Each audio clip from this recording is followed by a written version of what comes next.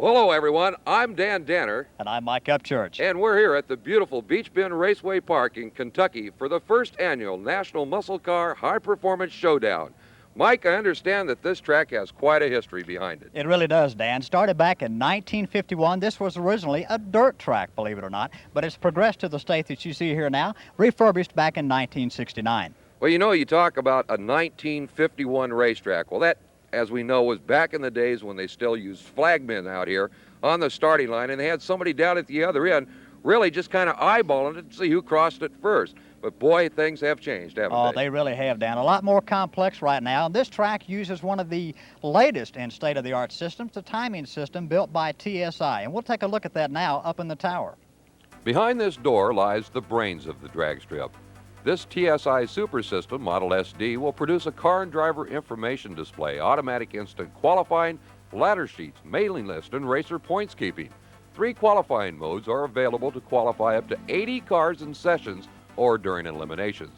Car and driver information is orientated to 24 different categories, which allows individual class and index dial-in setups, plus automatic system control perimeters.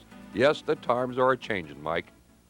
Well, the heart of any drag race is the starting line, and what we have here are photo cells in the center of the track, Dan. There are light beam sources on the far side of the wall, both a pre-stage and a stage beam source. These light sources are broken by the front tire of the race car.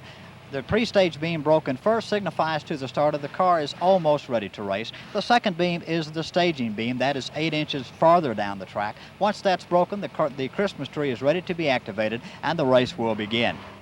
Well, this is the Christmas tree. As we talked earlier, we have the pre-stage beam, the staging beams, the 3 ambers, the green, and the red light. Now, this weekend we'll be using the Pro tree, which are the 3 ambers simultaneously lit. 4/10 of a second later, the green light comes on. Should you leave the starting line or break the staging beam before the green light is activated, you'll have a red light start. That's an automatic foul, and you go home early.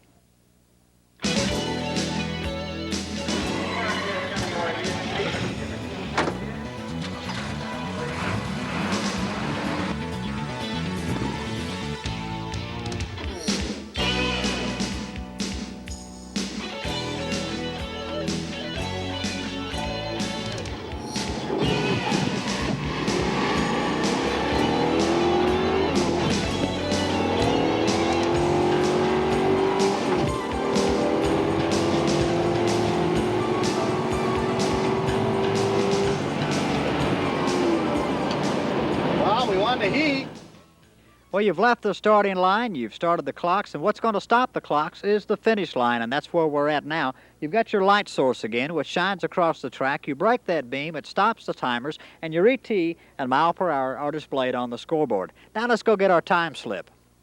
Well, we've now taken you all the way down the quarter mile and all of the electronics involved in it. Now, when you've crossed that finish line, you have to come back up a return road. The first stop you're going to make is right here at the timing shack.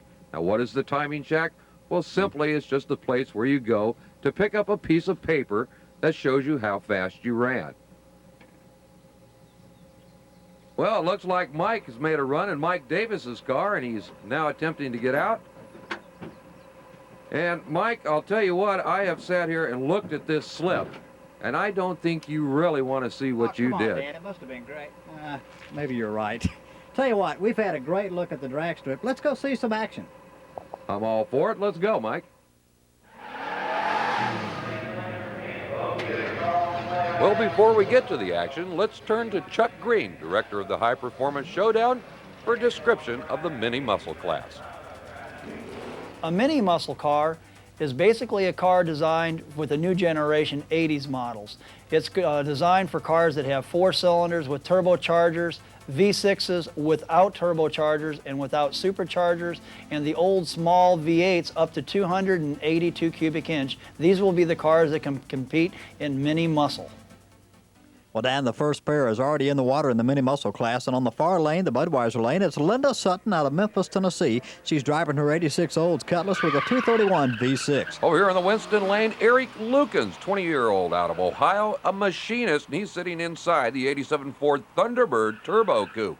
Dan, Linda's doing all she can to try to reel that Thunderbird in, but he's out and away. It looks like it's going to be his race. 220 horsepower, pulls it off. Look at this, 1571 at 87.67 miles per hour. Linda with a valiant effort of 1669 for the lose. Up now, the next pair, it's Gary Turner and his black Ford Thunderbird on the far lane, 140 cubic inch, but it's boosted this weekend, Dan. Well, Jeff Lee out of Kentucky over here in the 85 Dodge Omni GLH, 148 horsepower, and he's going to need all he can muster up on this one. Yes, he will. Looks like the Thunderbird's easily got this one, and the scoreboard tells it 1502 for the win.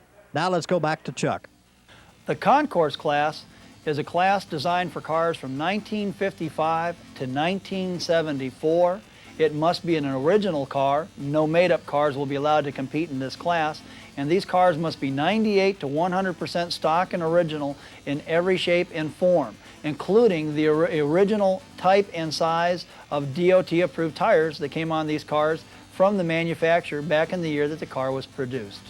Well, coming up now is the first round eliminations of the Concours class, and in the Winston lane is going to be Gary Sheppers out of Huntsville, Michigan, in a 1970 Buick SR GS 455 convertible, Mike. Dan, his far side opponent is J.C. Brown out of Liberty, Kentucky, and he's got his hands full as he's driving a 1967 396 Chevelle with a 4-speed. Well, I'll tell you what, 455 cubic inches of that Buick just put it away at 1426, 96.22 miles per hour. Dan, here's a rare pair. Marshall Jeffers out of Milton, West Virginia is driving a 1962 Chrysler, 413-inch big block, 380 horsepower, but can he have enough? I don't know. Dan Jensen, that 71 Pontiac T37 at 455 cubic inches. He wins at 1351 at 102.14 miles per hour. 1584 for the losing effort. Well, it's Steve Vanderwall out of Ontario, Canada in that 68 Ford Mustang, 428 cubic inches, Mike. And Dan, he's going to need it as Joe Lee Jr. walking away with it at a 1971 Plymouth Roadrunner, 446 pack, 385 horsepower rated. Look at the ET at 1394 at 100 miles an hour. You like Mustangs? How about Ed Meyer, 70 Mustang Boss 429 NASCAR edition, 499 of these things made.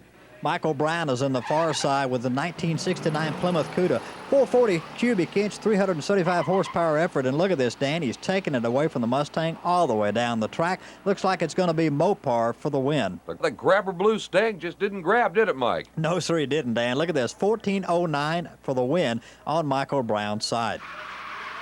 Up now, David DeHammer, the Mustang 500 GT Fastback. It's a Shelby version. 428 Cobra Jet power. David DeHammer out of Granville, Michigan. Looks like he's going to have it, Dan. Well, Ralph Carr in that 62 Chevrolet Impala SS, 409 cubic inches, just didn't have it. No, sir, he didn't. David takes the win on the Budweiser side. Right now, Mike Lindaver out of Ferdinand, Indiana is up in his 1970 Plymouth Superbird, Dan. 440 Mopar power.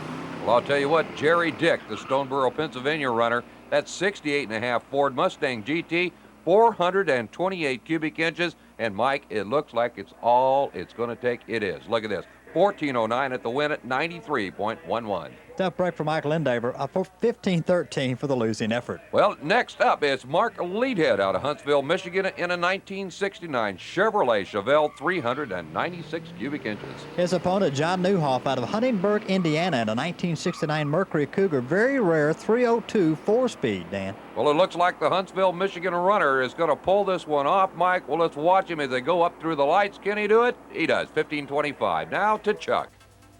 Our small block class is designed for cars from 283 cubic inch up to 360 cubic inch, and the modifications allowed to these cars are soft compound tires, aftermarket rims, different ignitions, bolt-on traction bars, different gear ratios in the rear end, electric fuel pumps, and aftermarket gauges. These cars will basically be balanced and blueprinted and are capable of some very, very low ETs. Coming up now, Dan, first round eliminations in this class, the small block class. The first pair up, Frazier Rice III out of New Orleans, Louisiana. He's in the 1972 Olds Cutlass on the far side. And he's taking on Valerie Meyer out of Huntingsburg, Indiana, in that 70 Ford Shelby convertible. Mike, about 60 of these cars made. Very rare indeed, Dan. Looks like she may take this one. Well, I'll tell you what, Valerie's doing everything she can to do it. She does. 1549. And now Michael Hinton out of Raleigh, North Carolina takes his stand at the 1987 Ford Mustang in the far side. Over here in the Winston lane, it's George Eberst in that 71 Dodge Demon, 340 cubic inches at 275 horsepower. Not much of a matchup here, Dan, as the Demon takes it all the way down, a 1439 to a 1505. Well, coming up now, it's Perry Bruce out of Duluth, Georgia in that 1970 Corvette, 350 cubic inches, Michael. His opponent, Todd Ruthroff, out of Altoona, Pennsylvania, a long way from home. He's in a 1985 Olds with a 307 for power. I'll tell you what, the Chevrolet Corvette looks very tough. He is 1484 at 85 miles per hour. Good race there, Dan. Daniel Lowe is up now out of Chattanooga, Tennessee. He's in the 1985 Ford Mustang on the far side. Well, he's up against the school teacher out of New Orleans, Louisiana, Diane Gray, in that 69 Chevrolet Chevelle Malibu. Well, Dan, look at the new Mustang take out the old Chevelle. Mustang goes through on the far side for the win, a 1519 to a 1608. Well, I guess the school teacher really got a lesson there, didn't he? I believe you're right, Dan. Up now, Bob Catarino out of Bowling Green, Kentucky in the white Mustang LX. It's a 302 5-speed, Dan. Well, here in the Winston lane, out of Bowling Green, Kentucky, it's Gary Meager in the 69 Chevrolet Nova. Looks like a good race all the way down, but the Mustang again records the victory of 1448 to the losing 1514. That brings up Michael Fortier out of Kent, Ohio in the 1987 Ford Mustang LX. Again, another 302, and again, another 5-speed in the Budweiser side, Dan. You're right, it's a 5-speed, an 85 Ford Mustang 302. It's Kenny Lee out of Edmond, Kentucky. Budweiser lane takes the win, a 1439 to a 1538. Now back to Chuck. The middle block class is designed from 361 cubic inch up to 400 cubic inch, but there were 5 engine combinations that we decided to keep out due to their high horsepower capabilities. Those were the Chevrolet 396, 375, and 4 1/4 horse motor, and the Pontiac 400 Ram Air 2, 3, and 4. Those 5 motors will not be allowed to compete in middle block, and middle block will also be allowed to run any DOT approved soft compound tire, aftermarket rims, different gear ratios, traction bars, ignition systems, and such. Well, here we go with the first round eliminations in the middle block class. Our first pair, Dan, puts Kevin Harris out of Huntington, Tennessee in his 1968 AMC Javelin. Very rare car indeed, 390 cubic inch, 315 horsepower rated automatic. Well, he's up against Michael Simchi out of Newton Falls, Ohio in this 67 Pontiac GTO. Dan, looks like it's going to be one of the best drag races of the day. Look at this, they're dead even as they go the 8th mile mark. Who can tell who's going to take this one home? I don't know, Mike. It's going to be tough. 400 inches of GTO trying to pull it off in the Winston lane. He does. 1396 on the win. Good race right there. Now Richard Walker takes his turn out of Cave City, Kentucky. He's in a 1969 Plymouth Roadrunner, 383 automatic. Well, he's up against Ralph Carr here in the Winston lane out of Cincinnati, Ohio in that 65 Pontiac GTO, 389 cubic inches, 360 horsepower. Well, Dan Walker had the advantage all the way down the track as he left on him and pulled him off with a win of 1439 the Budweiser side. That brings up Jeff Lee out of Glasgow, Kentucky in his 70 Plymouth Roadrunner. Again, another 383 automatic version. And over here on the Winston lane out of the Salty City, Saline, Michigan, it's Casey Marks in that 1970 Dodge Charger, 383 cubic inches. 383 versus 383, but it looks like Lee in the Glasgow, Kentucky-based Roadrunner is going to take this one, Dan, and he's got him at the 8th mile mark as they're near the finish line cones, and it's going to be easy to call. The Budweiser side with the win on a 1424. Now let's go back to Chuck Green. Our big block class will include the 5 engines that we excluded from middle block, along with 401 to 460 cubic inch. Big block cars are also allowed soft compound tires, aftermarket rims, bolt-on traction bars, aftermarket gear ratios, different ignition systems, and aftermarket gauges. These engines will also be balanced and blueprinted.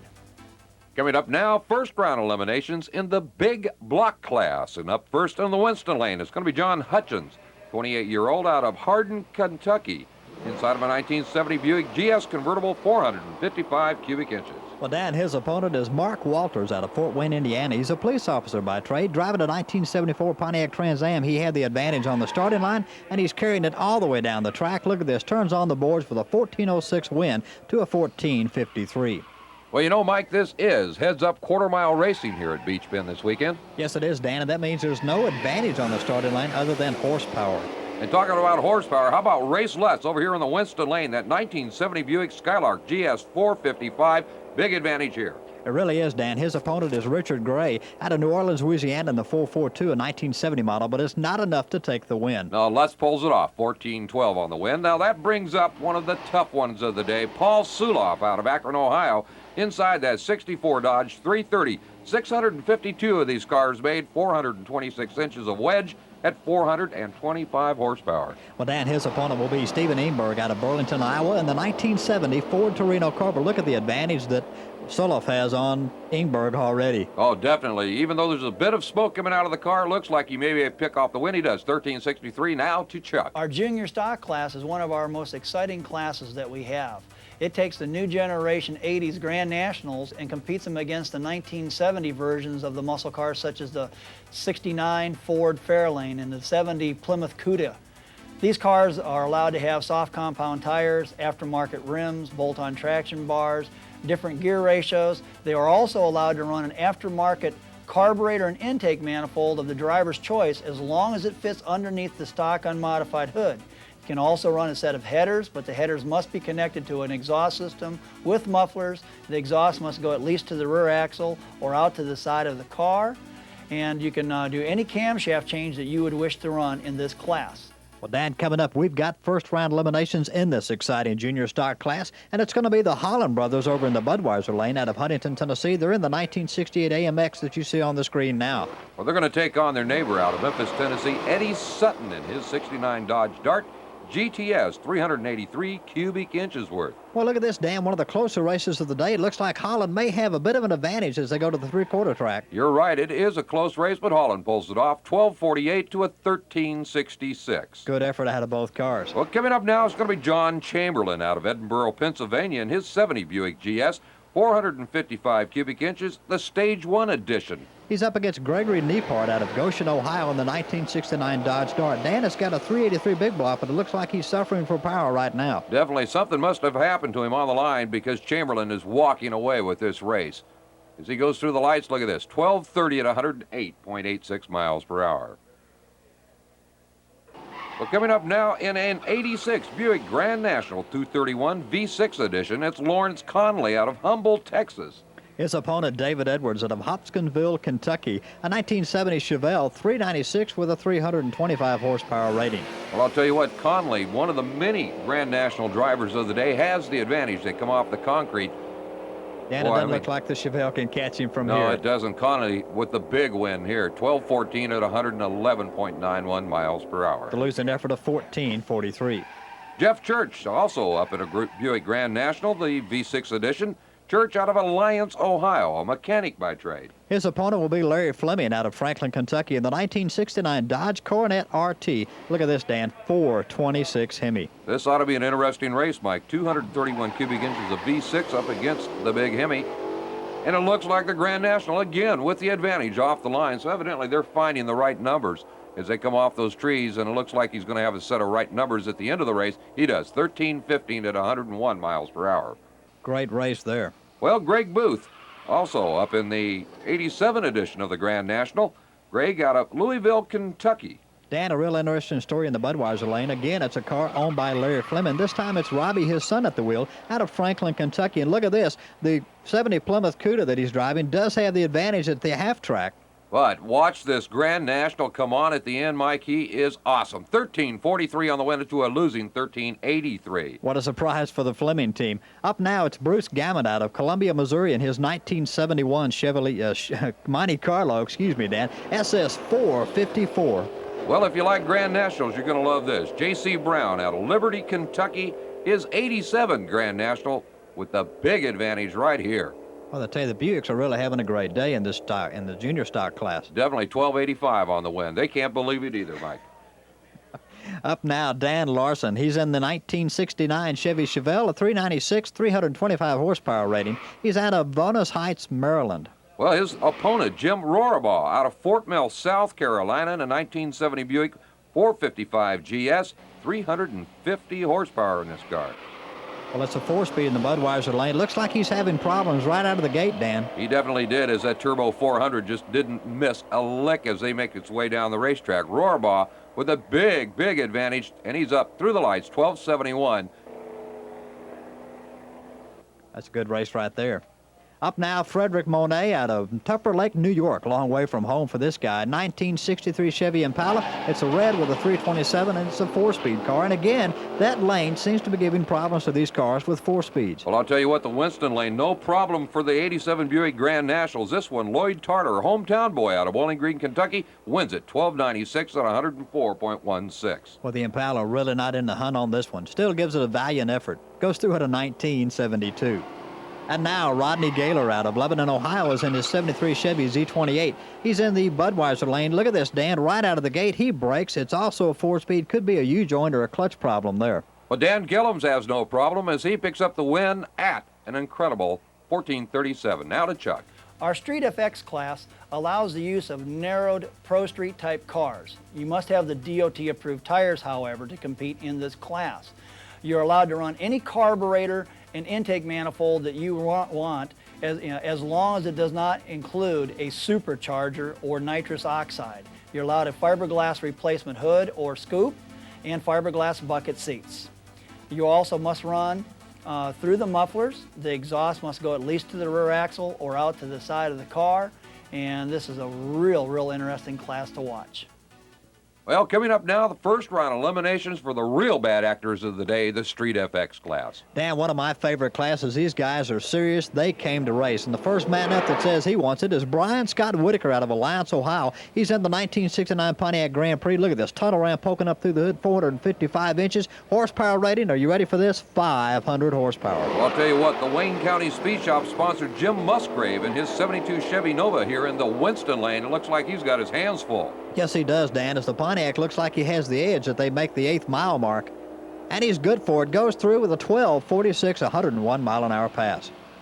Well, over here in the Winston lane this time it's going to be Eric Larson out of Spring Valley, Ohio. He's in the 77 Pontiac Trans Am, 450 horsepower net, and that's a factory rating. Well, his opponent is Ray Brown out of Glasgow, Kentucky in the 65 Plymouth Satellite with a 440, but Danny could not do it. Here in the Winston lane now, it's Mike Matthews in a beautifully prepared 4-speed 67 Corvette Roadster. One of my favorite cars at the event this weekend, Dad. It's Ken Feather out of Wayne City, Illinois in the 1971 Mercury Capri. You ready for the power block? A 440, 475 horsepower rating. Well, I'll tell you what, the Corvette's got its hands full. Look at this, Mike. Good race, but it goes to the Capri at 12:02. Budweiser takes it. Yes, sir. Now, we are up against the final pair in this class, Dan. Looks like it's going to be Brent Shaw up on the Budweiser side in the 66 Chevy 2. It's black. It's got a 377 cubic inch small block Chevy. Well, he's up against the blue 1970 Buick Grand Sport, 500 horsepower. You saw the wheels come up as they left the line, Mike.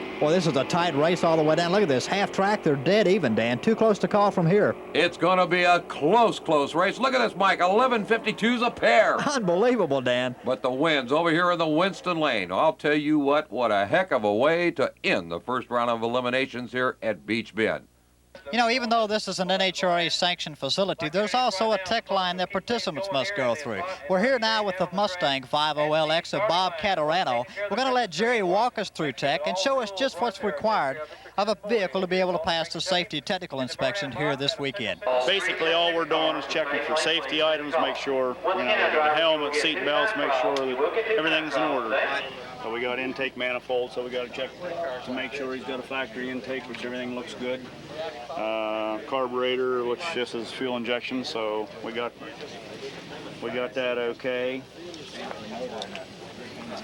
Cooling system, we have to make sure that he's got a catch can of some sort, or so that we don't go spilling anything on the track. That goes into the bottom, so we're okay on that. Of course, the heads.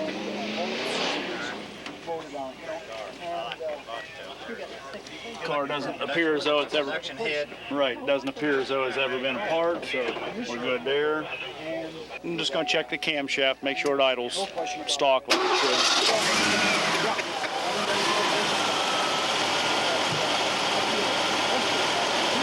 Another announcement, drivers, when you clock in for your second one. So did you get out of Check the ignition system, make sure it's all stock. Make sure the battery's held down. It is.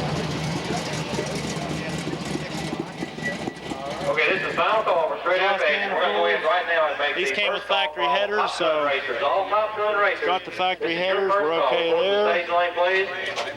First call for all Top Gun racers, all Top Gun racers to the stage lane, please. And during this national What we're doing is just looking for transmission and exhaust system a little bit here. See the Corvette being built. There'll be a swap meet here, there'll be a Corvette auction here, and I'll be right here as we will have representatives of the Corvette plant to answer any questions you may have about the Corvette.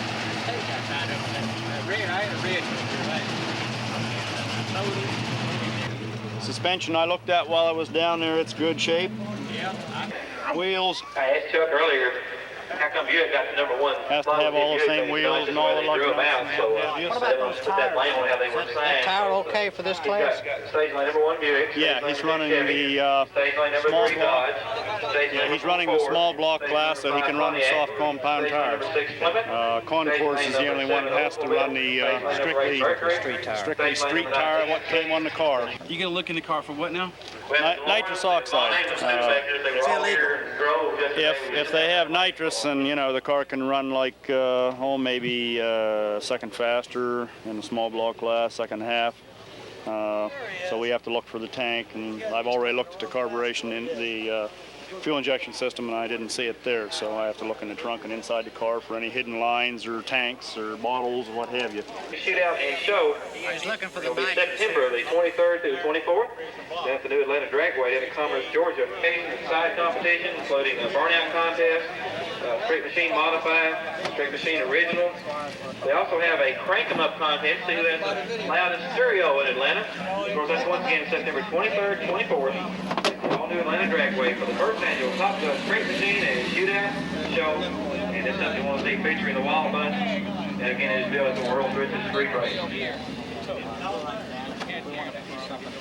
That's looking good. It's got current plates on it, so that's good. No extra fiberglass body parts or lightweight parts.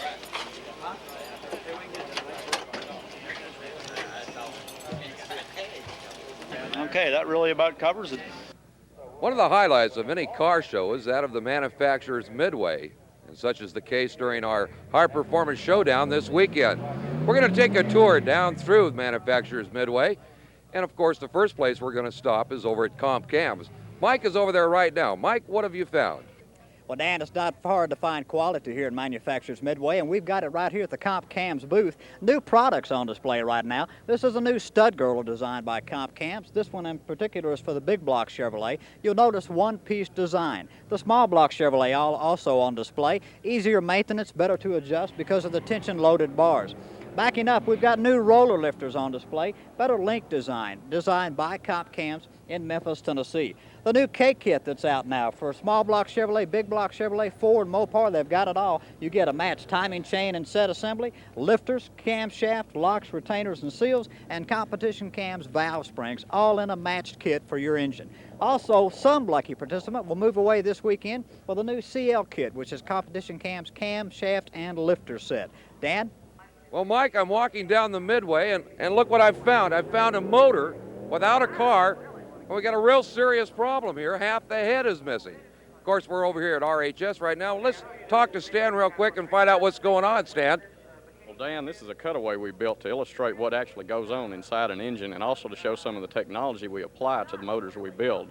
For example, where the head is missing right here, we have a cutaway section of a torque plate. This is used to simulate the distortion caused to the block when the cylinder head is bolted to it. When you bolt the torque plate on and do the machining to the block with it in place, the distortion simulated by the torque plate is identical to the head being bolted on. Therefore, when the head is bolted on, your cylinders are perfectly round. Gives you better ring life, better ring sealing, better engine wear. Basically, it's just to show people what's actually going on. A lot of people don't have a firm understanding of what actually happens inside an engine. So we cut away all the working components, even the oil pump, the heads. We cut away so you can see the camshaft and the lifters. That's basically it. Well, it evidently then appears that if you know nothing about an engine at all, a trip down Manufacturers Row at any national event, stop by RHS. They've got the answers. Back to you, Mike. Well, Dan, let me tell you, I've always been a big fan of swap meets, and we've got it all here. Just about any parts you need, you can find here at the High Performance Showdown. How about a set of aluminum heads? We've got them for big block Chevys. The 4-speed gearboxes also down here with brand new retainers. Manifolds, we've got them all. Offenhausers, tri-power Pontiac, small block and big block Chevrolets, 4 9-inch rear ends, any type of carburetor you need. It's all here at the swap meet section of the High Performance Showdown. Dan? Well, Mike, I've stopped by here at the Peterson Publishing booth. There's 13 different magazines available during the High Performance Showdown this weekend, including Hot Rod Magazine. Mike? Well, Dan, what would a restored muscle car be without the show, the shine, the custom plating and anodizing that these manufacturers can give you? And none does it better than Advanced Plating out of Nashville, Tennessee. And I'm talking with the owner right now, Steve Tracy. Steve, tell us a little bit about your products. Well, Advanced Plating's been in business for 14 years now, Mike, and we specialize in doing all types of custom chrome plating, anodizing, gold, black chrome, and powder coating. We plate all different types of metals, die cast, which is really hard and tough to do on muscle cars, aluminum, and all different types of steel. I notice you've got a specialty item here. Tell us a little bit about it. This item is a Chevrolet valve cover, cast aluminum with a custom engraving, has the GM Heartbeat of America logo in it, and it is also chrome plated with copper, nickel, and chrome, and it's a very hot item at this time. Well, it's really beautiful work, Steve, and thanks for spending some time with us. Okay. Dan, let's take it back to you. What better place to find the Legend series of muscle cars than here at the annual High Performance Showdown? As you can see, the Legend series muscle car magazine well represented at this event. Mike?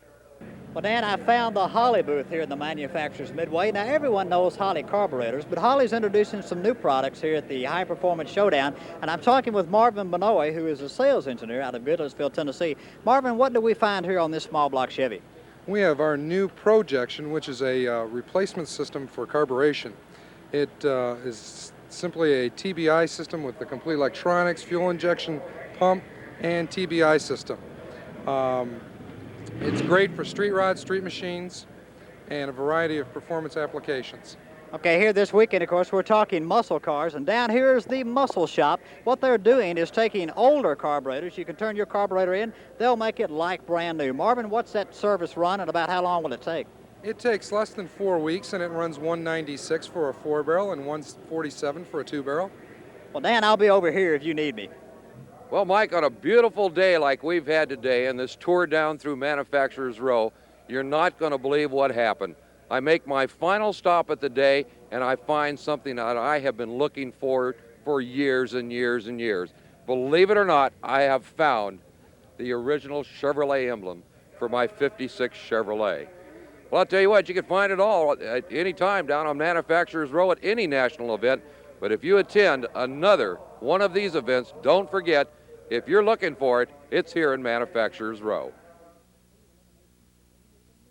Well, Dan, coming up, what we've been waiting for, round 2 eliminations, beginning with the mini muscle class. And the first pair in, it's going to be Eric Lukens over on the Budweiser side. That's the left-hand lane. He's in that 87 Ford Thunderbird we saw earlier. Well, Noah Lucas, the automotive technology instructor out of Kentucky, over here in the 89 Dodge Shadow ES, the 2.2 edition. Lukens has the lead as they approach the 8th mile mark. Looks like Lukens has the race all the way down, Dan, and he does take it a 15.63. Not enough in the 2.2.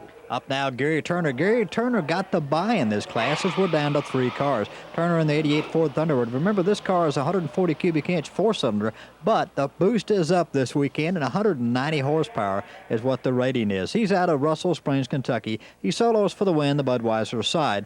The ET, a 14.66. Well, coming up next, Mike, it's the second round eliminations in the concourse class. And here in the Winston Lane, it's going to be David DeHammer. He is the contractor in that 69 Shelby GT 500 Fastback, 428 cubic inches. His opponent, Dan Jensen, a very rare 1971 T37, Dan. It's originally ordered to have been a race car. And a race car he is this weekend as he takes the lead over your Winston side and goes through for the win, a 13.52 to a 14.45. Well, the Winston Lane's going to try and pick it up this time as Gary Sheppers comes up. He is the irrigation contractor. He's in that 70 Buick SR GS 455 convertible, 455 cubic inches. Well, the 71 Plymouth Roadrunner on the far side, the blue one, is a 446 pack. It's owned by Michael Brown. The driver is Joe Lee Jr., and it looks like Lee is doing a fine job of substitute driving this weekend as he takes this round 14-19 to a 14-39. Well, as we search over here in the Winston lane for a winner, we're going to look at Mark Leadhead. Leadhead in the 69 Chevelle, the 396 edition. He's up against Michael Brown, the man who owned the Roadrunner, who just won the previous pair. Michael's in that 440 cubic inch lime light green Cuda over on the Budweiser side. Looks like it's a good race, Dan, but right away the Barracuda takes charge of this race. 8th mile mark, it's all the Barracudas win. Well, I'll tell you what, the Chevelle tries everything it can, but then again, it's in the Winston lane. The Winston lane, not the right lane at this time. 14-14 on a win over there. We need to find you a lane that wins, Dan. You got that right. Well, let's see if Larry Fleming out of Franklin, Kentucky can do something with the Winston lane as he pulls up in that 69 Dodge Charger 500 SE. You remember Jerry Dick from earlier. He took us on the tech inspection tour in the staging lanes. Jerry's over in the Mustang and the Budweiser side, a 428 version. Look at this, Dan. We did it again. The Budweiser lane scores with a 1393. That concludes the Concours class. Well, coming up now, it's the second round eliminations in the small block class, and it's going to be George Ebers, the Ohio runner, in that 71 Dodge Demon here in the Winston lane. Well, he's drawn one tough lady, Dan, as Valerie Meyer is in the 70 Ford Mustang. This is a Shelby version, the convertible, 351 small block. But look at this. She took herself out on a red light start. Tough break for Valerie. Ebers, he's happy, let me tell you, because he knew it was tough running against that Shelby. Ebers goes out the door at 14:20, 84.29 miles per hour. That brings up Daniel Lowe, Dan. He's over in the Ford Mustang on the Budweiser side, a 302 small block with a 5-speed. Well, here in the Winston lane, it's Perry Bruce in that 70 Chevy Corvette. And I mean, look, watch this, man. I mean, he's grabbing gears all the way down.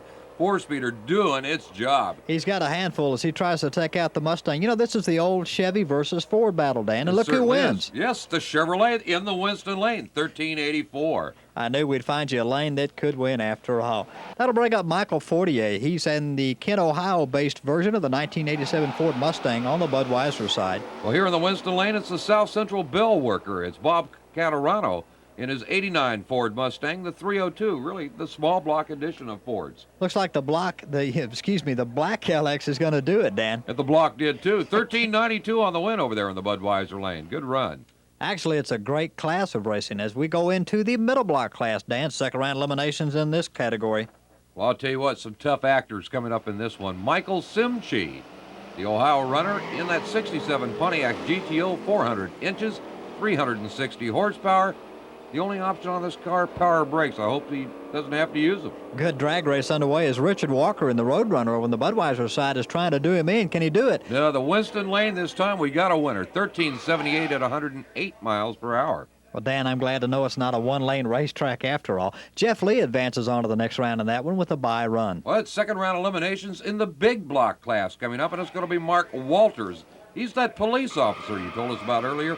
He's in the 74 Pontiac Trans Am, which, by the way, there was only 212 built in 1974 with 4-speeds in them, and he's got one. He's got one indeed. Jerry Lawson is his opponent over in the other lane, the 67 Plymouth GTX, trying to do it in. But look at there's no contest, Dan. Well, once a police officer, I guess always a police officer. Always, this time, not in pursuit, but way out ahead for the win. 1390 at 101 miles per hour. So Race Lutz now comes up. Race Lutz, we saw him earlier. He's the research technical specialist, a high-performance tire company employee. He's in that 70 Buick Skylark GS 455. And by the way, my candidate for paint job of the day. Very good, Dan. Paul Suloff is in the other lane, the Budweiser side. He's in the 64 Dodge. Now, it is a 426, but it's not a Hemi. It's a wedge. And he goes through for the win, a 13 flat. What a rip, Dan. You got that right. I mean, he just put it all on him. Here we go. Second round eliminations in junior stock class coming up. And right here, look at this. T.D. Holland, the man out of Huntington, Tennessee, in that 68 AMC AMX. 390 cubic inches getting ready to unleash. It's going to be a good race all the way as John Chamberlain is over there in the Budweiser side of the 1970 Buick Grand Sport. 455 cubic inch loader. Look at the race, Dan. It's dead even. It's a good race all the way down, but Holland, look at this. Holland at 12:23 to a losing. quicker 12:14. It was the reaction time that did it. You're right. Well, here's Lawrence Conley in that 86 Buick Grand National, the 231 V6 edition. Now, there's another Buick over in the Budweiser side, but it's an 87 version, and it belongs to Jeff Church. And I'll bet you one thing, I bet they're both black. And I bet a Buick wins this race. You got it. Look at this. They're starting to really stack up in the stage lanes. It's Buicks everywhere. Out front on the Budweiser side, the Winston side, excuse me.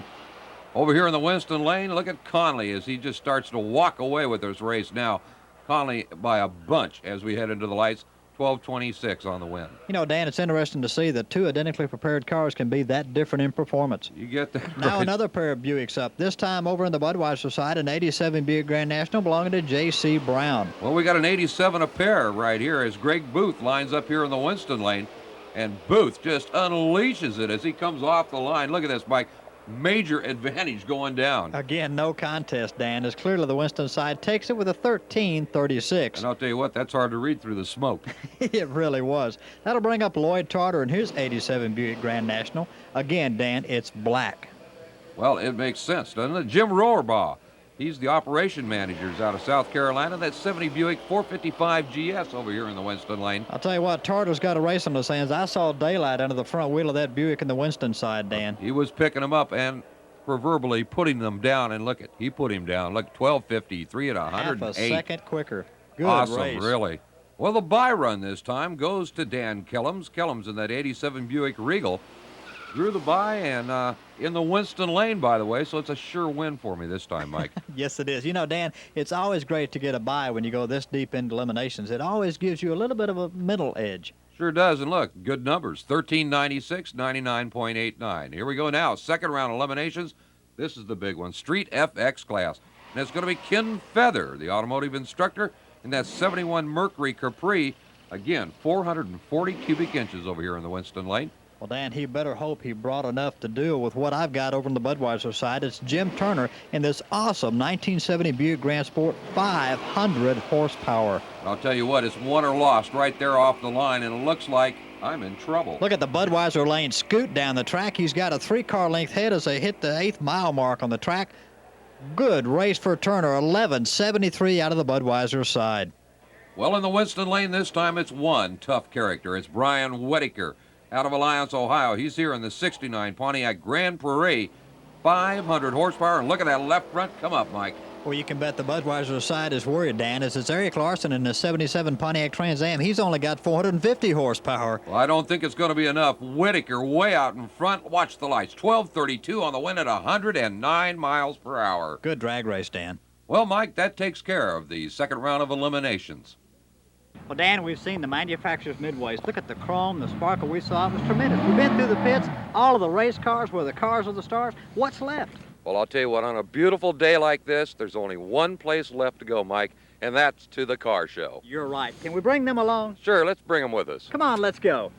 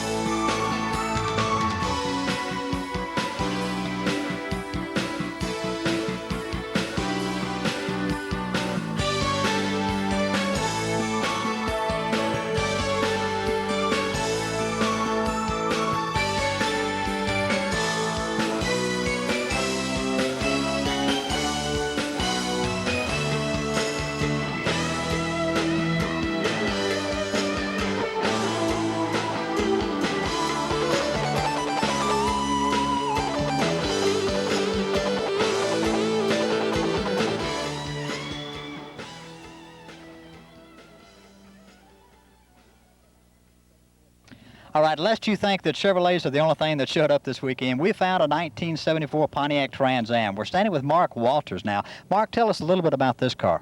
Okay, it's a 1974 Pontiac Trans Am with a Super Duty engine option. It was only 212 made with the 4-speed option, which this one has. They made a total of 1,200 with this engine over a 2-year period in 1973 and 1974. It's factory rated at 290 horsepower. A lot of people consider it the last of the muscle cars. I guess the last of the big engine, small body. Did you restore the car? I did a lot of work on it. It was in pretty good shape when I first got it. It's only got 43,000 original miles on it, so it's been well cared for. Never goes out in the winter or the rain or anything. How long have you owned the car? I've owned it about 2.5 years. I got it from a gentleman in Decatur, Indiana. I traded a Corvette in on it. Would you sell it? No, I don't think so. My wife wouldn't let me. Okay. Do you drive the car very much, Mark? Nice weekends. I don't drive it to work or anything. I just try to keep it garaged. I like to drive it to car shows, although I did have it trailered down. This was about 600 miles. Where are you from? Fort Wayne, Indiana. You having a good time? Oh, I love it. It's going to be fun today and tomorrow both. All right. Thank you, Mark. Thank you. Well, the first stop I'm going to make right here in the car show is where I found this beautiful 1970 Plymouth Superbird. It belongs to Donnie Chapman out of West Virginia. Right, Milton, West Virginia. Donnie, there's quite a history behind this car. You said you found it behind a malt shop? Dairy Queen had about 2 inches of snow, and it was up in the coal fields of West Virginia. Well, tell me, how many years has it taken to bring this car back to this condition? We've owned it about 5 years, about 4 of it restoring it. Well, I'll tell you what, it's a beautiful piece of work, and Donnie, we wish you a lot of luck at the car show today. Thank you, sir. If you want a classic example of a 62 Impala SS, we've got one. With a 409, we're talking with Ralph Carr from Cincinnati, Ohio. Ralph, how long have you had this particular car? About 5 or 6 years. Now, did you restore the car? Yeah. Your first restoration? Pretty much, yeah. I've dabbled in just as far as I've gone with one. How long did it take you to actually complete the car the way we see it now? Still not finished, but almost 5 years. Would you sell it? Maybe for enough money. And what would you buy with it? That's probably why I'm not sure I'd sell it, because I don't know of anything else I'd rather have. You a member of the National Muscle Car Association? Yes, I'm a member of it. Yeah. All right, Ralph, thank you. You know, while Dan Danner and I were conducting interviews in the show car area, we had a roving cameraman out on the pits trying to find some stories for you. He found some really interesting things going on in his area. Let's see now just what he came up with. Where'd you come in? First. Came in first? Uh-huh. What's your name? Teresa Bird. Where are you from? Bowling Green. Did you do the work all yourself? I done the body work. My dad done the paint job. Great. And everything else is original. How long did it take you? About 2 months. I worked on it just about every day after school.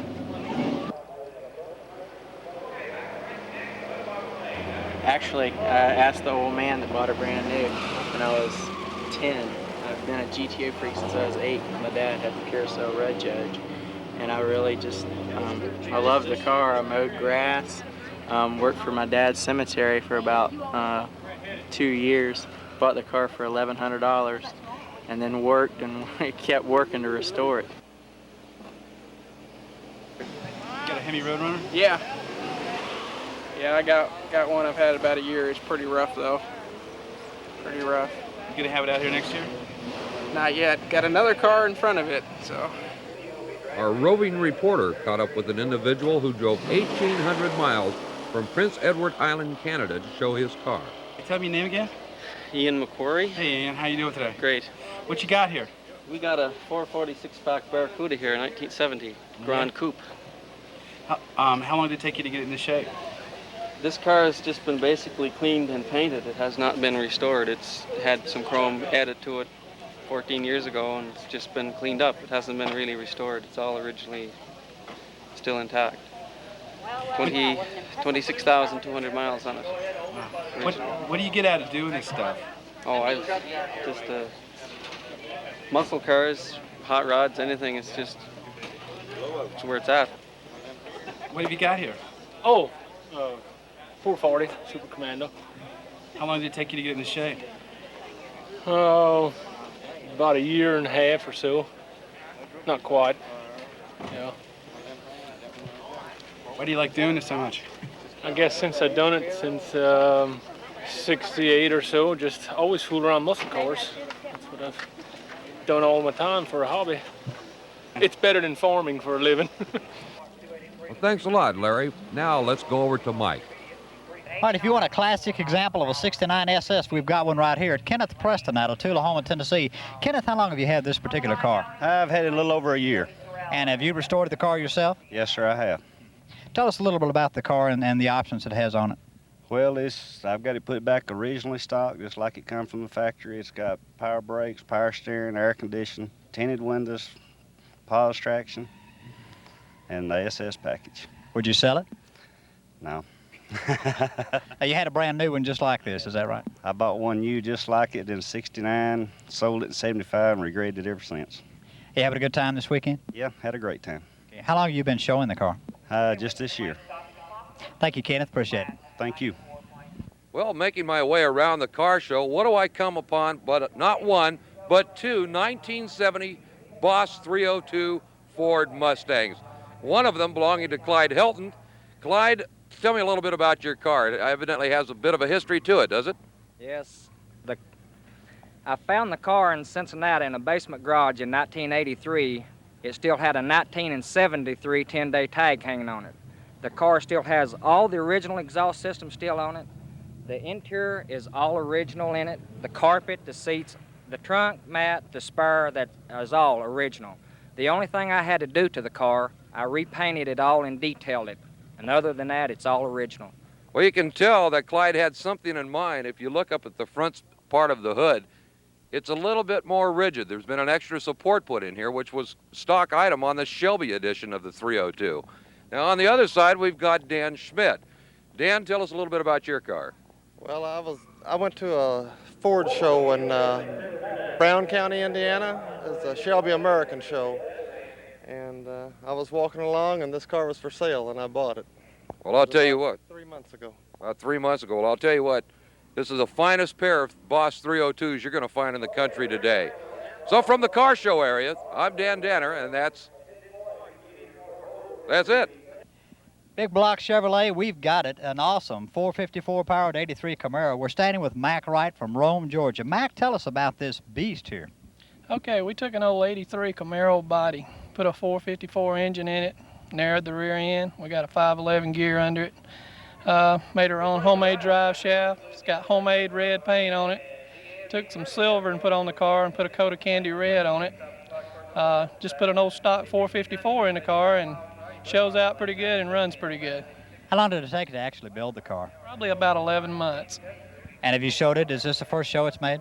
We've been showing the car since 1985. She's an old one. She's got some miles on her. We show the Winston Cup Auto Circuit, indoor shows, and we do our share of Super Chevy shows and outdoor shows. We really enjoy it. Would you rather drag race the car or show the car? I'd rather show the car. I'm not a driver. I don't know how to drive the car. I just went out there a while ago and made a fool out of myself, turned in the 12s, and the car ought to go a lot faster than that. But I'm running street tires and just wide Amoco gas, so that makes a difference. Would you sell it, Mac? Yeah, in a heartbeat. If you sold the car, what would you buy? Okay, we got a 62 Nova already in the works, and we got a 55 Chevy we've already got tubbed out, ready to build a pro street car. We got some of this paint left, and we're going to throw it on a 55 Chevy. So the Georgia streets better beware. The Georgia streets better look out for Mac. He's about to attack. Well, you know, Mike, I've noticed as you interviewed each and every one of these cars, you had one basic question that you asked them, and that was, would you sell your car? Now, I noticed that a lot of these guys said they would sell your car. Now, I want to know, did you come up here with a bundle of money? I mean, enough to rent a hauler to get all these things back to Memphis? Actually, Dan, you know why I continue to ask people if they would sell their car to me? I have no idea why. It's because you made me ride with you in your Volkswagen all the way to Bowling Green, Kentucky. Well, I'll tell you what, it was a cheap ride, wasn't it?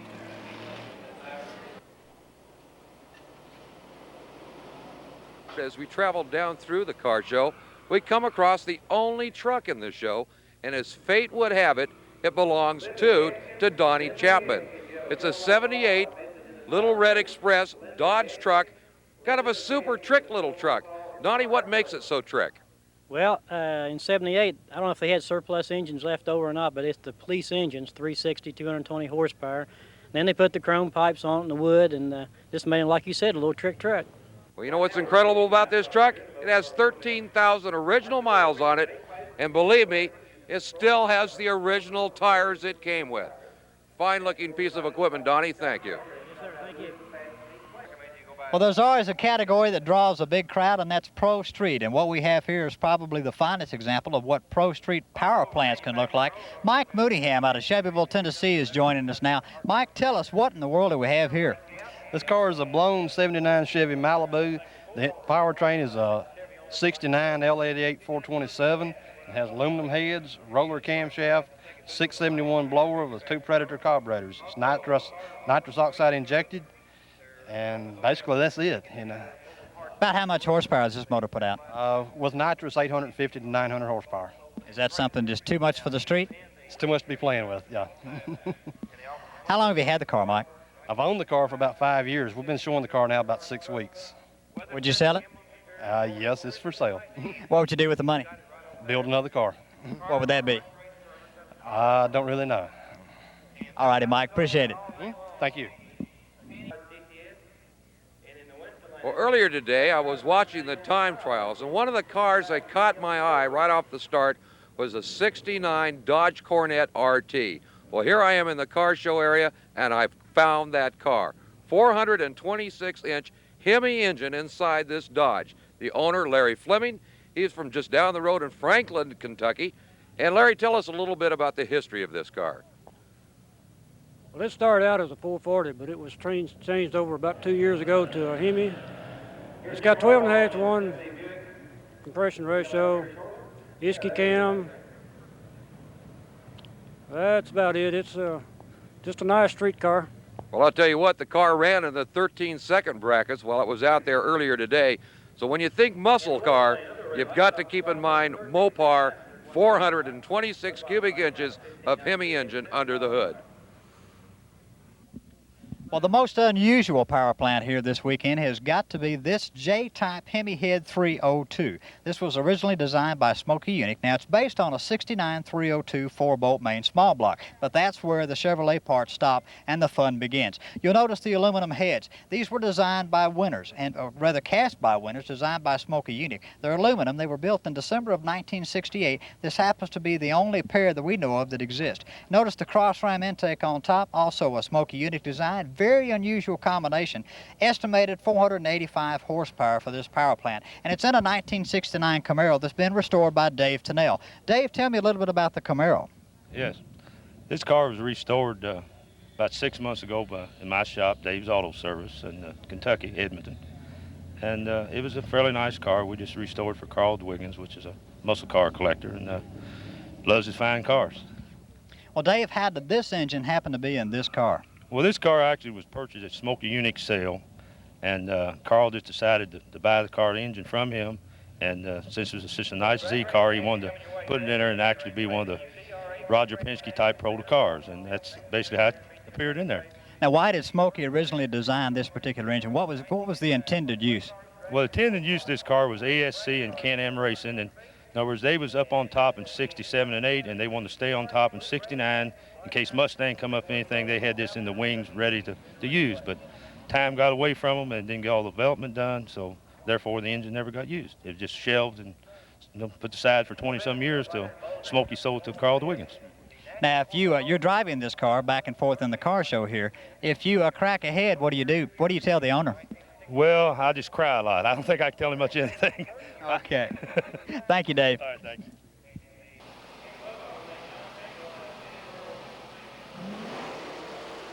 Well, one of the things that I've always been curious about is what makes a show car a show car?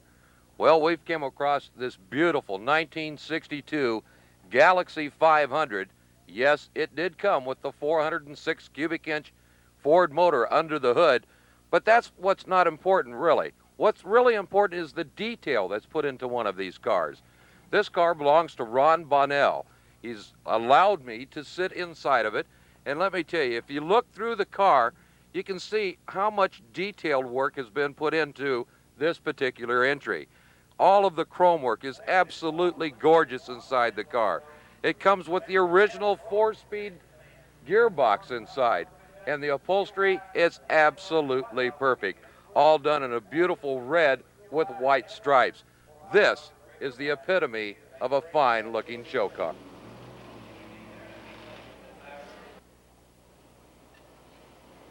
Well, Dan, can you believe it? Already, round 3 elimination started off with the concours class. That's right, and over here in the Winston Lane is Jerry Dick in that 68.5 Ford Mustang GT. He's up against our old buddy Joe Lee Jr. He's in the 71 Roadrunner, the 446 pack. Remember, Dan, he's up on the Budweiser side. This ought to be a good drag race. Well, Jerry in the 4-speed Mustang, he's off the line right here.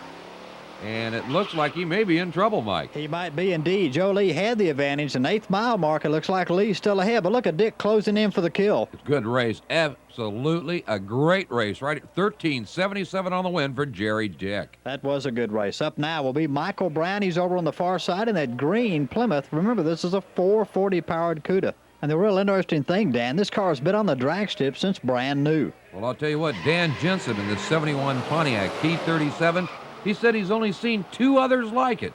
Unbelievable. Looks like he may see more than just another car. He's going to see the wind light, it looks like, in this race, as Brown just can't hustle enough to catch him. Look at Jensen, 1360 at 101 miles per hour. Looks like that's going to wrap up the concours class, Dan. All right, here comes the 3rd round of the small block class now, Michael. And in the Winston Lane, it's Perry Bruce again in that 70 Chevrolet Corvette. By the way, Mike, this is a 4-speeder vet, and you can definitely see that he is trying to yank some gears right up out of the floorboard in this one. Well, listen, he's getting demonized by George Eburst out of Chardon, Ohio, as the George Eburst version goes through, but he couldn't do it, Dan. No, he couldn't. The vet wins at 13.13 on the run. And that takes up a bye run for Michael Fortier. He's in the Budweiser side. This is that 302 5-speed 87 Ford Mustang LX Coupe. That's a mouthful, you know it? You better believe it. And, of course, he's got an advantage in the Budweiser lane, and that seems to be a very good lane for the Fords today. That's why I picked that lane, Dan. Okay, 1376 was his run, too, Mike. That concludes small block action. Well, coming up now, it's the 3rd round eliminations in the junior stock class. And here in the Winston Lane, it's Greg Booth, the Louisville, Kentucky runner in that 87 Buick Grand National. He's got a tough customer. T.D. Holland is up now again. And the AMX, the 1968 version, 390 cubic inches. Look at this, walking away with it, Dan. Well, Booth could have just shut it off at the line. Holland hole shot at him big. He really did. 4:20 reaction time on a 400 perfect tree. This guy really had his act together. Holland takes the win with a 12:22. Now, Conley was a no-show, so that brings up Dan Kellums in my lane, the Budweiser side. Dan Kellums in that 87 Buick Regal. Well, he's against that 70 Buick 455 GS of Jim Rohrbaugh out of South Carolina. And Rohrbaugh just roared off with the win, it looks like. One tough customer in that Buick on the Winston side, Dan. Look at that, 12:49 to a 13:89, a second and a half quicker. Boy, it's been some great racing in that round of action, Dan. It sure has, but I'll tell you what, there's some very interesting cars out in the pit area, Mike. And I think we ought to wander over there and just take a look and see what we can find out. Let's do it. Okay. Well, Dan, what muscle car shootout would be complete without a 62 409? And we've got one of the finest examples from the Mountain States here. We're talking with Jim Goodwin out of Denver, Colorado. And Jim, how long have you had this particular example?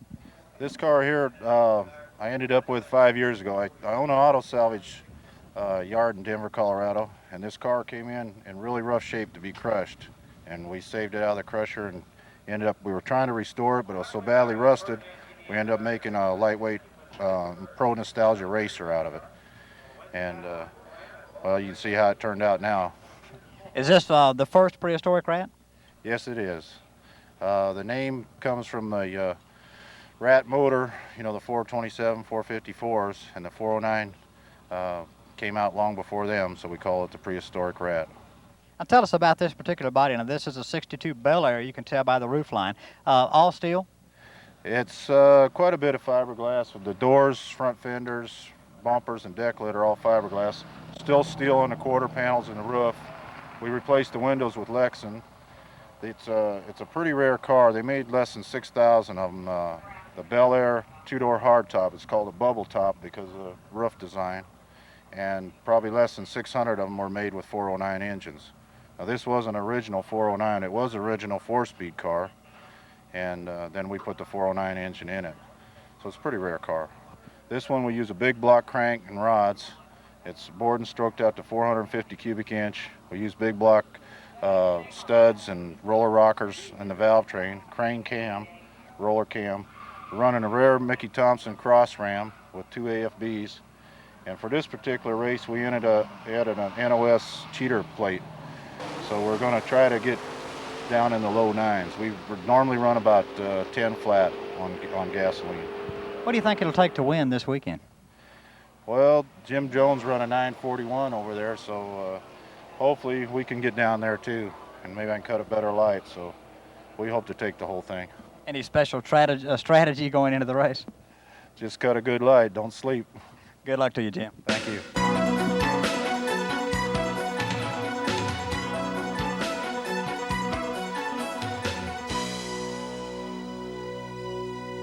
Well, thanks, Mike. Well, if you remember, back in 1964, it started when the Ford Motor Company started sponsoring specific cars on a racing program. Soon to follow was Mopar and Chevrolet. Of course, and we can't forget the heydays of Sox and Martin, people like Fred Gibb and his Chevrolet. And then, of course, there was this car, a 1970 Ford Boss 429. This car, by the way, happens to be the last car that was ever sponsored by Ford Motor Company in that series. And we're with the owner right now, Gary Horton, from up in Canton, Ohio. Gary, tell us a little bit about your first experience with this car. The first run we had was at New Alexander, Pennsylvania in a 8-car match race, and we drew Ronnie Sox in Sox and Martin car. He lost his motor in the lights, so with Ronnie, we didn't cry about it. All right, well, this is it. If you ever get a chance to come to one of the car shows, make sure you stop and see Gary Horton's 1970 Ford, the last of its kind.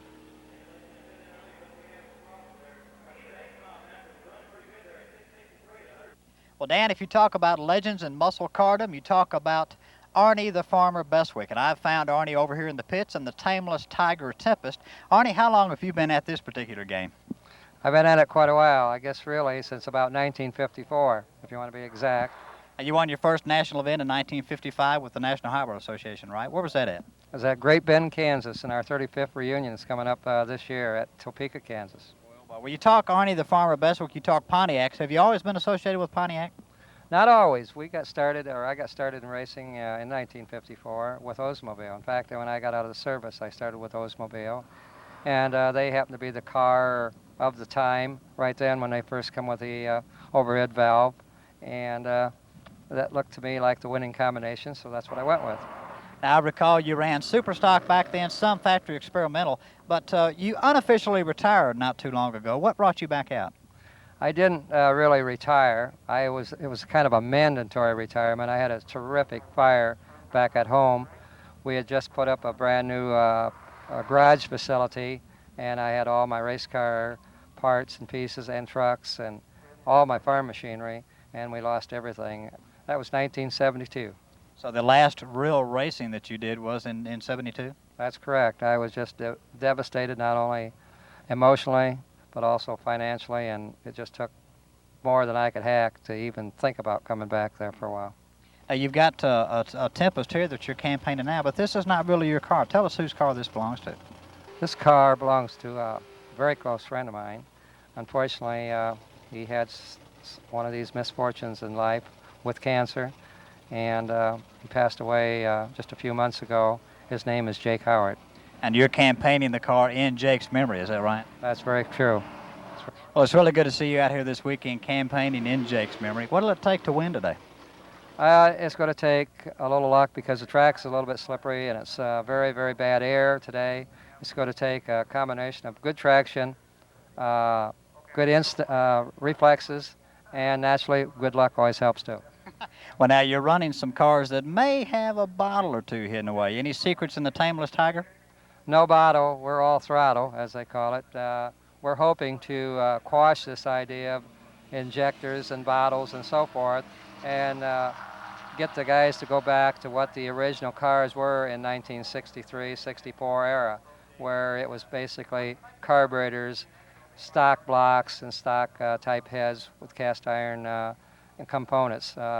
once we get into the aluminum components and the injection and the nitrous, it just takes the high dollar aspect to compete, and we want to keep this more of a fun sport where all the old races can come back, as well as the ones that are having cars built or have cars similar to what we are running right now. Well, Arnie, it's great to see you out this weekend, and good luck to you. Appreciate it. Thank you for stopping by. Dan, we're stuck in the 60s. Back to you. Back in my youth, I used to think of the old song that the Beach Boys did called 409. Remember how fine the 409 was? Well, I'll tell you, one of the nice things about going through the muscle car pit area is that once in a while you get to hearken back to that youth. I have found a 1963 Chevrolet 409. It belongs to Dave Campbell from Kearney, Missouri. Dave, tell us a little bit about the car. The car is an original car with 43,870 miles on it as far as original body and the interior, and then we bought it with a 6-cylinder in it and switched it over and put a 409 in it and do a little nostalgic drag racing. Well, I'll tell you what, the car has been featured in some magazines and has the incredible ability to go into the 12-second bracket while running in races. Yes, it's just a faded memory. Well, Dan, I have located what must be the most unique 62 Bel Air in the country. Unique because of the construction of the car. Now, you see this car, you look at it and you say, well, it looks like any 62 Bel Air you've seen. Not so, as this car was completely hand-constructed out of fiberglass by the owners, the Murphy family, out of Garland, Texas. And we've got Clint Murphy with us today. Clint's going to tell us a little bit about the construction of this fabulous 409. Clint, when did this project actually start? This project started in October last year. And we went through the winter months. We built the body out of all fiberglass, handmade, my son and I, Matt. It's got a tube frame under it, a 2x3 frame. It's got a strut front end, 9-inch Ford rear end in it. It is a 409 engine. It's 430 horsepower. It's fuel injected. Dave Kirkland did the fuel injection and Mark Sargent painted it. The actual construction of the body, you say you hand-formed the panels. Was that using a 62 Bel Air as a mold? Yes, it was. We built the molds and everything ourselves. Since you built this car, have you been asked to build any more? Sure. Quite a few. Would you sell this car? No, I don't think so. Now, you race on exhibition style. Do you do any bracket racing with the car? No bracket racing, just exposition. That's all. 409, 435 horsepower. Now, you ran today earlier in the exhibition class. Satisfied with your performance today? No. We can run better. What would you change? Oh, probably put a different engine in, a little bit bigger cubic inch. Where to now? Back to Dallas. And then we go to Houston, I think, in September, and Houston again in October. Well, Clint, we wish you luck in this fabulous 62, the fiberglass body, quite unique. And place your order now, Dan, if you'd like to have the only 62 Bel Air in Memphis. Well, Mike, I'd certainly love to own one of those, but my sponsor, Mr. Bill Fold, said, probably not. Well, I'll tell you what I did enjoy that day, Mike, and it was looking at the beautiful Kentucky scenery there at Bowling Green. And I'll tell you what, one of the highlights of the whole event was that of the Bikini contest. Let's take a look now at some of these beautiful women from Kentucky.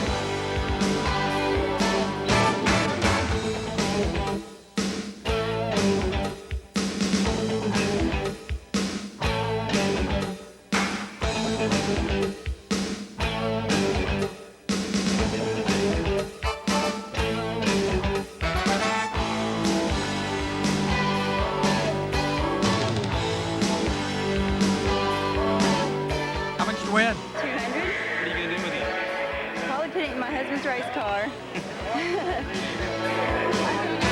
Well, coming up now, it's the final round for many muscles, and we see Eric Lukens going to be taking on Gary Turner. Interesting races. It's a pair of Ford Thunderbirds coming on to the line. Both of them packing 5 speeds. One, of course, the 87 edition, the other, the 88.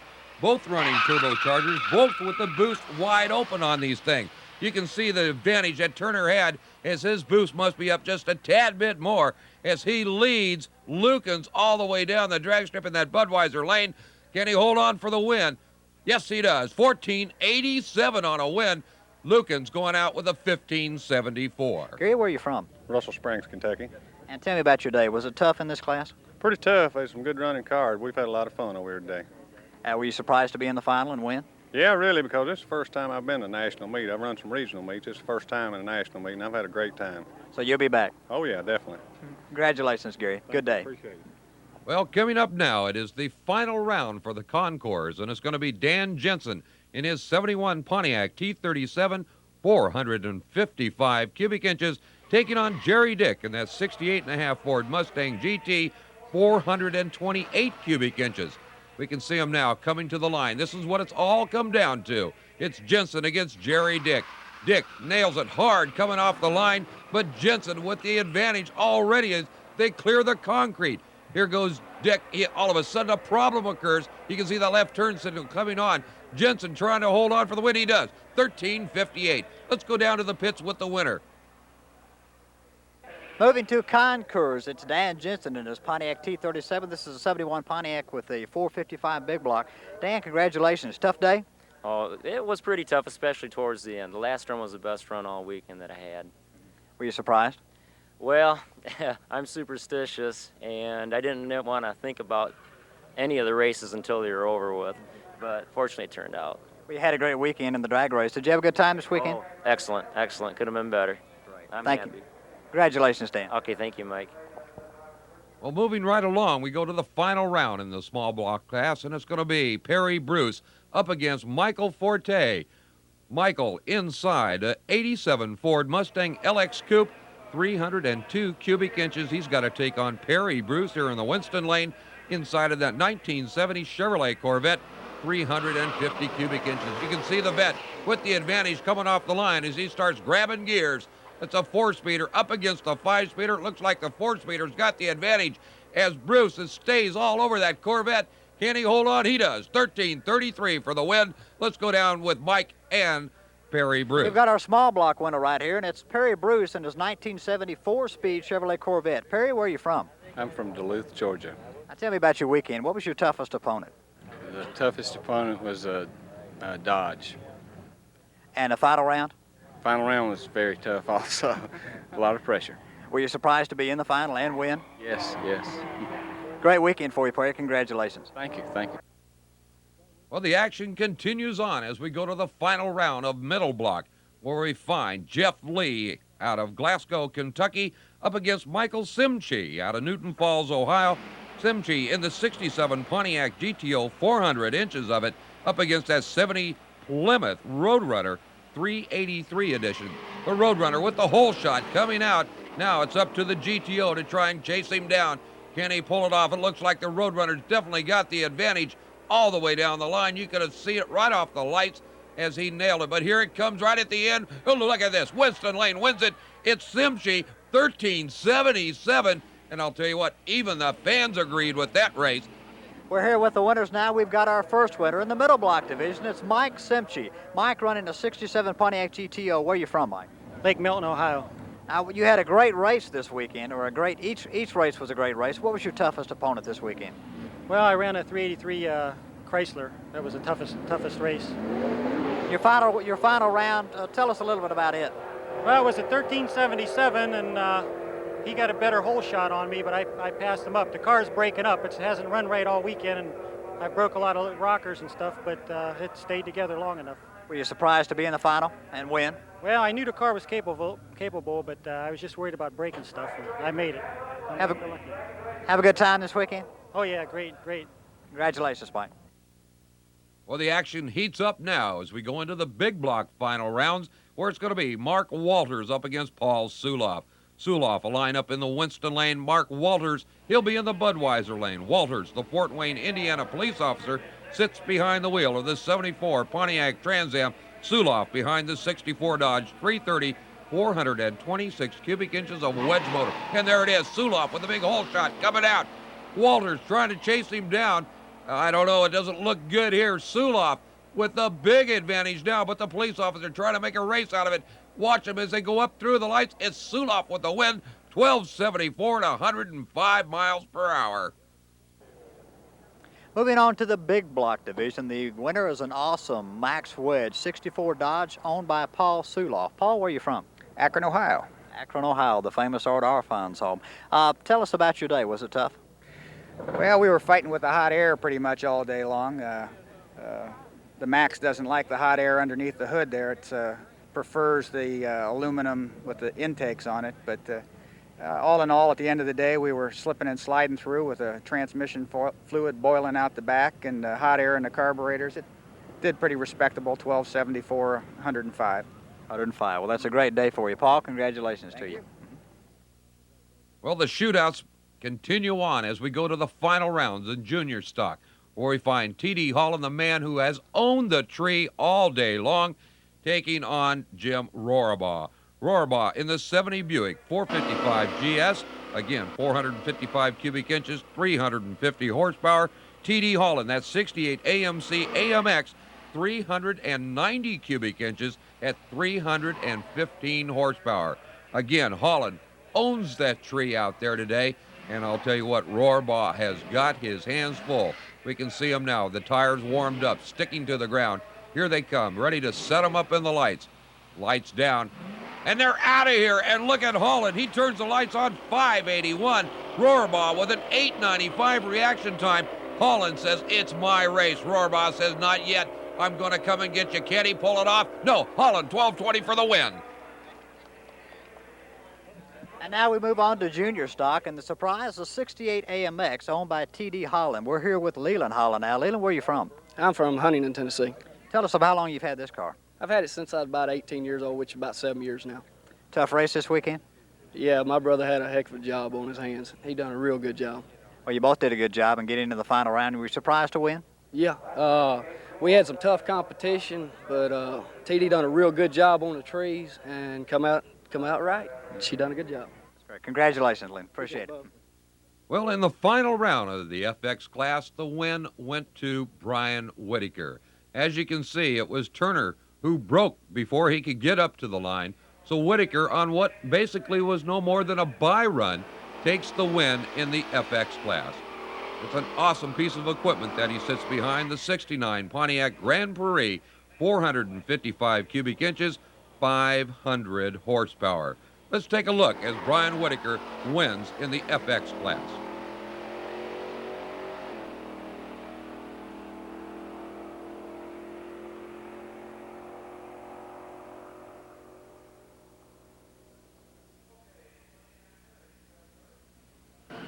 I'm doing good. Yourself? Pretty good. Made it, buddy. Long way, but you made it. Got some thunder. Coming up now is the final round of Superstock. Let's review this class one more time. Superstocks, based on weight per cubic inch, the car weighed with the driver inside. They're allowed uncapped headers and 10-inch wide slicks on aftermarket rims, but they must have the original style carbon intake combo. The cam must pull 12 inches of vacuum at 32 thousandths clearance at 1,000 RPM. And in this final round, we find John McWhirter in the Budweiser lane in his 66 Olds 442, taking on Kenny Asbury out of Handyville, Kentucky in his 64 Plymouth Sports Fury, another 426 cubic inch power plant. As they come to the line, it's McWhirter up against Asbury. Watch the lights come down. Here they come. And it's Asbury with the lead, jumping right out to it. But look at this 442 come on at the 8th mile mark.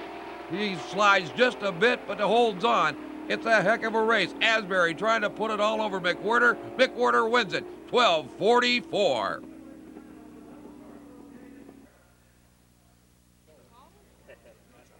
Hang it on the wall, man. Well, it all comes down to this. Top Gun. Top Gun, no holes barred. But you must run through the mufflers and use DOT-approved tires. Of course, no one can trailer their car to the track on Sunday. Well, here they come. Philip Rayleigh out of Memphis, Tennessee, here in the Winston Lane, the car owned by Jimmy Crowder. He's taking on Gary Turner. Turner out of Russell Springs, Kentucky, in his 87 Ford Mustang, 302 cubic inches. But look at this, Rayleigh, you can bet he's got steroids aboard this car as he just runs away from the Mustang. It's Chevy against Ford. It's really just Chevrolet. And it's a $12.98 for the win. Well, there's a very special award given this weekend at Beach Bend Raceway Park here at the High Performance Showdown, and that's the Editor's Choice. This was given by Chevrolet High Performance Magazine, and the winner is Jimmy Crowder out of Memphis, Tennessee. Jimmy, a 67 Super Sport. How long did it take to build this car? About a year and a half. Is it finished yet? No, just started. Long way from it. Were you surprised to get the award? Yep, really surprised, really tickled to get it. Quite an honor for you. Yeah, it's one of the highest honors besides Super Chevy Sunday Award that you can get. Well, congratulations to you and your crew. Yeah, I'd like to thank the National Muscle Association and everybody here for inviting us, and we had a wonderful time, and we will be back. Congratulations, Jimmy. Thank you, Mike. Well, Michael, it's been nothing but excitement since we first got here. What a weekend this has been. We've seen show cars, we've seen drag cars, exhibition vehicles. I've had a great time. Well, I'll tell you what, so have I. And on behalf of the National Muscle Car Association, the first annual High Performance Showdown, we say thank you for coming with us. So long, everybody.